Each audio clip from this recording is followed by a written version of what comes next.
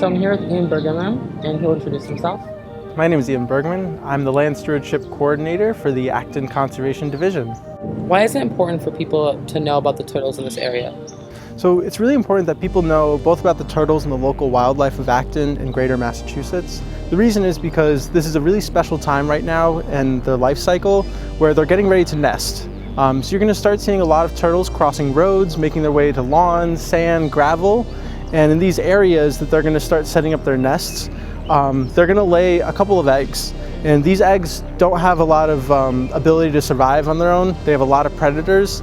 So it's very important that we work with the community to protect these animals through helping them cross the roads, and also recognizing when they might be in danger from people's pets, or sometimes people might want to take them as pets themselves. So it's good to know where our local wildlife is and when they're getting ready for their nesting season. What are some safe ways that we can help turtles cross roads? Another great question. So there are a lot of different kinds of turtles. They vary in sizes and they vary in behavior. Starting with the easier turtles, like your painted turtles, your box turtles. When you see a turtle crossing the road, the most important thing to do is check for your own safety first. We don't want people going to the roads if there's a lot of traffic. We don't want you trying to stop cars that are oncoming.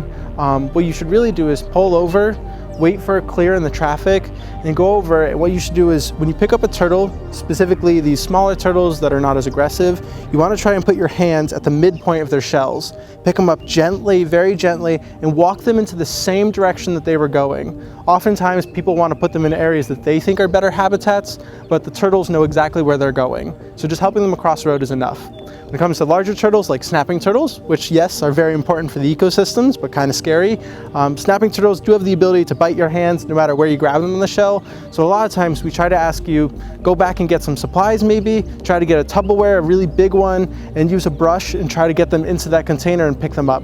Sometimes, if you're brave enough, you can put a towel over it and try to trick it and try to pick it up from there, but I would leave that to the professionals.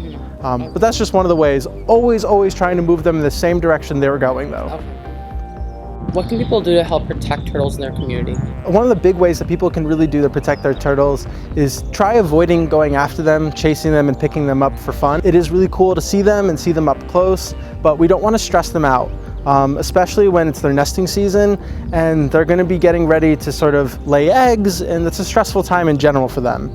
So when people see turtles, especially around now, just try and help them to where they're trying to go, but also let them be. So once you get that turtle across the road, that's it. You did your work and you can move on. You may have some people who have turtles nesting in their yards. Best practice is just try to keep your animals away, give the turtles some space. They're going to look for open areas for a lot of sun to help incubate those eggs, and they're going to look for warm patches, so exposed gravel, really low grass. We have wood turtles in town that are very endangered species. They're one of the Massachusetts endangered species, and you'll find those up and along the Neshoba Brook. And they're going to be starting to get ready to nest too. So one of the big things we can do is just recognize where they are. If they're a really rare species, try to learn more about them, and you could report them to Mass Wildlife if you know that they're an endangered species. It's really good that we know where they're nesting, so we can try and study how many of them are really surviving, and do our best to help them thrive. Is having a crosswalk a good idea for turtles? Absolutely. Some people might disagree with me on that, but I really think it's important that we build critical infrastructure for both people and wildlife. Wildlife crossings are used all around the world. Notably, there's a really big one in Canada that has elk and bears able to cross it. And there are some really popular ones that are becoming more viral in Massachusetts for salamanders and frogs to cross during their annual breeding. These wildlife crossings are a really great way for us to sort of work with both the environment and allow for people to continue on their way without blocking the roads. It'd be great to have more crossings. They're definitely a little bit hard to install, but the results outweigh any amount of money that could be spent on them. Okay, sounds good. Thank you so much. Thank you very much.